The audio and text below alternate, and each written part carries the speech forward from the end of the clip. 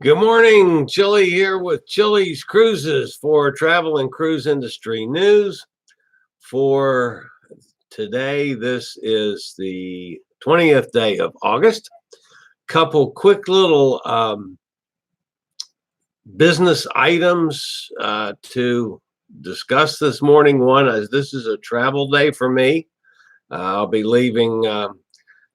We finish the broadcast and I do all the usual stuff to get it posted online and promoted and all the business end of things that I do. I'll be leaving and going to Kentucky to take care of some family business with my son and grandkids, and of course to visit with the grandkids a little bit as they have started into their new school year. So I get to go play grandpa for a couple days. It's not as long as I'd like, but I start in next week with the first football game that I do with my little concessions business, and it's Liberty will be hosting Syracuse. It's a huge sellout crowd on next Saturday night, the 31st, and it's going to be a huge event for us. So we'll be busy next week getting everything ready, but I will still be doing our broadcast as scheduled. The broadcast Thursday morning will come to you from somewhere in my son's house in Louisville. Who knows? It might be from his dining room table. It might be from his living room. Hell, it might be from his bathroom. I don't know. But I'll be in Louisville and then probably driving back to Lynchburg either Thursday evening or Friday. I'm not entirely sure on my schedule as of yet. The family business that will be taken care of this week has to do with lots of bourbon drinking. My son and I attempt a couple times a year to drink all the bourbon in the state of Kentucky, and we will be attempting to do that on starting tonight, as a matter of fact. The other thing, those of you that were with me on whatever day it was, wow, I'm not showing that I'm on live, so I'm not sure if I'm live or not, folks.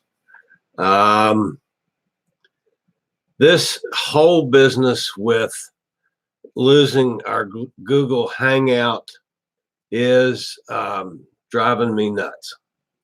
So, folks, if this is not live and you're looking for me, I apologize. I'm just checking it right now, and I do not show that I'm live. Oh, there we go. Okay, so if you go at it directly from YouTube, apparently I'm there. I'm not sure. Anyway, folks, I don't know if I'm live or not.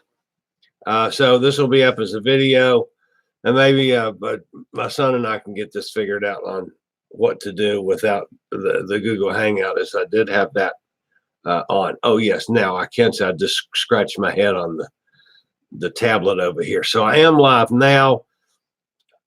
I think possibly a different stream than it was supposed to promote it on originally. I apologize. Those of you that do watch me, this thing I started off on Saturday, know that Saturday's broadcast was, in fact, not live. I was out on a pet sitting gig on Saturday and outside of Lynchburg, and I don't know if it was the signal or the way I had it set up out there or what, but I never could get live.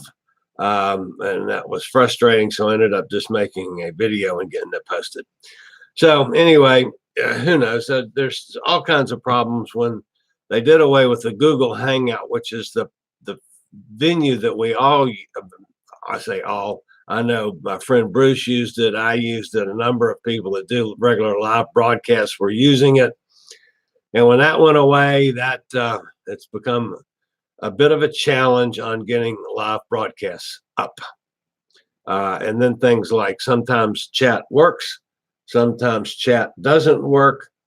So you never know from one day to the next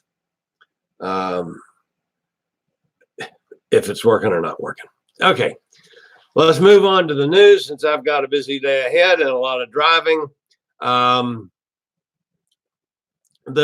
top or main story this morning has to do with Norwegian Encore, and this was all over news and social media yesterday. So it's nothing hot, nothing new, and I don't have a particular different slant on it. It's just a major story in that the Norwegian Cruise Line newest and largest ship, the Norwegian Encore, come on, tongue, Norwegian Encore, emerged from the building dock for the first time at that shipyard over there in Papenburg, Germany. Meyer Werft, however you pronounce that shipyard. The cruise ship will feature, of course, the longest go-kart track at sea. It's going to homeport in Miami and sail the Caribbean. Of course, it still has the final phase of construction, which will last through the end of September. It'll be 1,100 feet long with a gross tonnage of 170,000 tons, carry 4,000 passengers, roughly. She'll be christened in Miami in November and will offer 7-day voyages to the Caribbean starting in November of 2019. In addition to highly rated restaurants and lounges that have made up the Breakaway Plus class as one of the most innovative and successful in the company's history, Norwegian Encore will debut a new elevated Italian dining experience, Onda by Scarpetta, in collaboration with LDV Hospitality. The main show in the theater will be Kinky Boots, and there'll be some other returning favorites on the entertainment venue. But anyway, the Norwegian Encore is going to have 7-day voyages to the Eastern Caribbean from Miami beginning on November 24th, Bermuda and Canada and New England itineraries from New York beginning in April of 2020, and voyage to the Western Caribbean from Miami beginning in December of 2020. In spring of 2021, she's going to make her West Coast debut and sail to Alaska, excuse me, from Seattle. So, goodness, folks, sorry about that. I hate when stuff like that happens. You don't have any way of controlling it. So that's it for the Encore. It's going to be a huge ship. It's going to be a popular ship. It's going to be a nice ship. Okay. Royal Caribbean. I don't know. Some of you might call it Caribbean. Some of you might call it Caribbean. I call it Royal Caribbean. Has announced yesterday that they are now offering a specialty restaurant package. Where guests can supposedly save money on specialty dining. The packages there's several. There's a 3-night dining package. There's an unlimited dining package, and there's a chops plus 1 dining package. One of the problems with the way they're doing this, folks, is they're not really publicizing the cost. So I guess you've got to go directly to Royal Caribbean to find out the cost of this package. They say it's going to save you money, but it does not include chef's table, the azumi hibachi, which of course is sushi and hibachi, wine pairing dinners, and mystery dinner theater. There will be discounts on bottles of wine with the packages. Younger kids are free. Children from 6 to 10 are $10 each.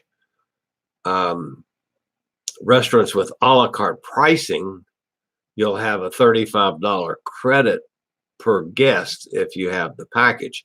There's nothing that's showing in the rules on if you have two people in a cabin, if you both have to have a package or if one can have it. That's one of the ways they hook you on the drink packages. You know, a dining package is for someone that likes the specialty dining program. I'm old school and old fashioned and started cruising when all the food was free. As I've stated many times before, and maybe it's because of my Scottish nature, I don't like to spend the extra money for food. Although I do enjoy sushi, which is an extra charge on almost every cruise. And I because I'm in the cruise space, on every cruise I go on, I try to do one specialty dining package just so I've got a little bit of experience with it. You know, I'm not a big fan of specialty dining. You know, I can be perfectly satisfied on a cruise with the free food. And the cruise line, of course, don't want to hear that because they want to hook you for some more money. And so as some cruises, some people have said that the quality of the food in the main dining room or on the buffet has gone down because they're trying to make you go to the specialty dining. I'm not sure that there's that kind of conspiracy going on. I'm just not a big fan of it. Again, I'll be going on a cruise. I'm hoping next month, but anyway, when I go, I will try to take one night and go to one of the specialty dining facilities. So anyway, there's at least that I have been able to see in the release from Royal Caribbean, and I posted on the Royal Caribbean blog yesterday afternoon. I cannot see what they're going to charge for these packages. So I'm not sure how big of savings it is. Who knows? Anyway, it's available now. So those of you who are going on a Royal Caribbean cruise, I'm not knocking it. It's just, it's not real big for me. So they got a dining package now. Hopefully it will be better than the drink packages. Again, I'm not a big fan of the drink packages, even though most of you know I like to drink. I'll have a cocktail or 2 or 10. But you know, I'm not a big fan of drink packages either. I figure if I'm going to drink, I'll pay as I go. One other thing from Royal Caribbean, construction has begun on the Royal Caribbean's global headquarters, which will be in Miami, Florida. It's going to house around 4,200 employees and will be based in the new state-of-the-art campus from where the company's global operation will be overseen. The campus includes a 10-story, 350,000 square foot building designed to look like a ship. That'll be cool. Of course, then you've got the usual garbage that they put out, the fancy PR stuff that they want to be able to attract the best talent from around the country, and building a long list of amenities as a draw, yada, yada, yada, yada, yada. But anyway, major facility is now under construction in Miami. They have not announced a completion date yet. I'm sure it's going to be a couple years away, but Royal Caribbean's global headquarters will be in Miami, Florida. Of course, they use Miami as a home base for lots of cruise ships. As far as the other kind of interesting thing that came out of construction news in the cruise industry, the first steel has been cut for AIDA Cruises' second LNG mega ship, which was ordered by its parent company, Carnival Corporation. This is the second of the new generation liquefied natural gas powered ships, the sister to the current AIDA Nova, which joined the fleet in 2018. The first piece of steel was cut, which officially begins construction on the future vessel at the popular Meyer Werft shipyard in Papenburg, Germany. Of course, the ceremony was held to mark that milestone. The yet-to-be-named ship is to be completed in the spring of 2021 and have an identical design to her sister ship. No specific ship details, features, or itineraries have been revealed yet. Once completed, the new AIDA ship will be 183,900 gross tons, making her one of the largest in the world. She will have around 2,600 cabins, 1,500 crew members, and of course, will be one of the growing fleet of LNG powered vessels. And a spokesman, actually the president of AIDA, Felix Eichhorn, said that by 2023, half of all AIDA guests will be sailing on our state-of-the-art LNG ships that stand apart from many further technical innovations for greater efficiency, less fuel consumptions, and conserve resources. My hat's off to these folks, and to Carnival for at least doing this with AIDA, since they own AIDA. This is definitely one of the ways of the future, and one of the ways to get some of the environmentalists off the cruise industry's back. Some of us that are liberal in nature, as I am, but still love to cruise, but I'm not going to get to the point of not cruising because the ships are polluters. I am going to do everything I can to help promote anything that will help the pollution process in the cruise industry. And this is clearly one of them. These ships will be much better. They still have some things to improve on the LNG power. That one, they've got, it takes more space for the fuel than it does with the old fossil fuels. So there's some things around that. They have to have more filling stations, or if you want to call them that. More ways of servicing ships with the LNG and in more places. But I think it's definitely heading in the right direction. And I think, 15 or 20 years from now, we're going to see a tremendous increase in the global marketplace with LNG powered ships. The last story today, the Hong Kong mess has continued. However, the Hong Kong's leader, Carrie Lam, said yesterday she hopes a nonviolent weekend protest that saw hundreds of thousands take to the streets in anti-government rally was beginning efforts to restore peace in the Chinese-ruled city. One of the problems, a side note to this, Facebook and Twitter both have shut down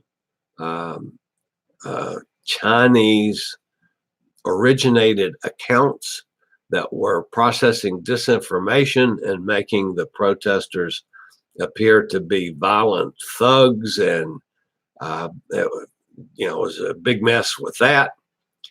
So the social media is actually getting in the middle of this to a degree, and they've shut down information coming out of China, which was clearly pro Chinese government anti-protest.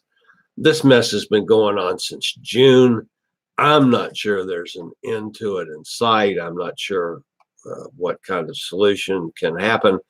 And if Hong Kong leader Carrie Lam, who's been embattled all along through this, I hope she's right. And I know nothing about her or why she's embattled.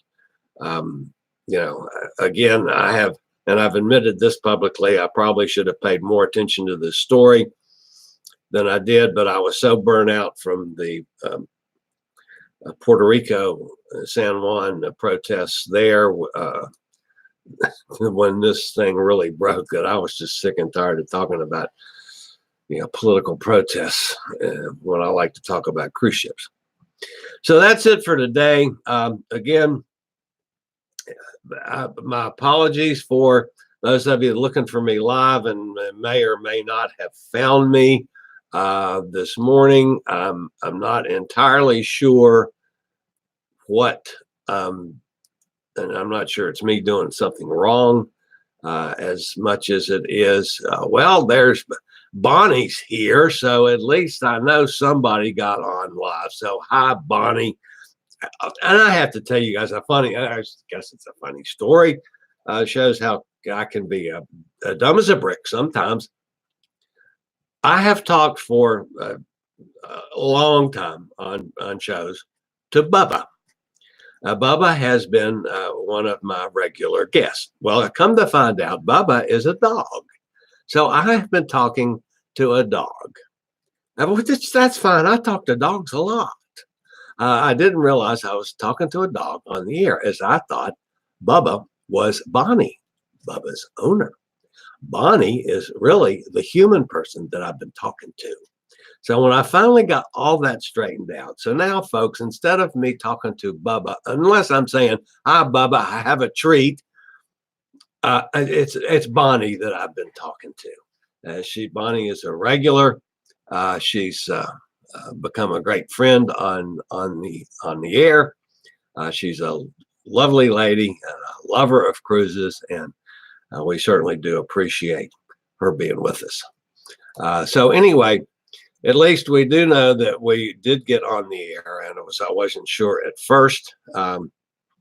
I'm going to sit down with Jason as I'm in Kentucky. He is a lot more experienced and technologically advanced than I am, and see if we can figure out how to make the niceness of the old Google Hangouts work in this space so we can continue with our live broadcasts.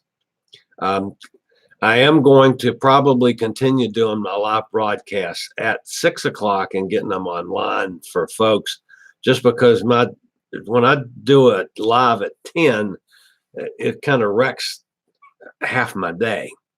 I like to get the show out of the way early and get on with stuff that I do with the rest of my life.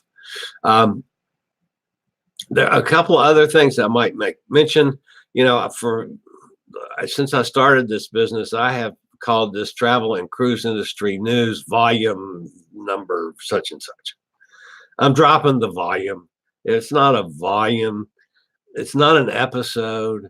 It's not. That just never really set right with me. So now it's just Travel and Cruise Industry News and the date. This is August the 20th, 2019. If you're watching this either live or as a video, which will be posted on YouTube in the next 20, 30 minutes, however long it takes me to get all my editing and technical stuff done and get it posted. I appreciate it. Regularly post videos on all facets of the travel and cruise industry. So if you like to keep up with the latest in cruise ships, ports of call, cruises themselves, my interview shows, if I can ever figure out how to do them again without the hangout. It's called Chillie Chats. And of course, travel and cruise industry news on Tuesday, Thursday, and Saturday mornings. Just hit the little subscribe button in the lower right-hand corner. Hit the bell notification system and you'll be notified when I go live. I hope you're notified when I go live.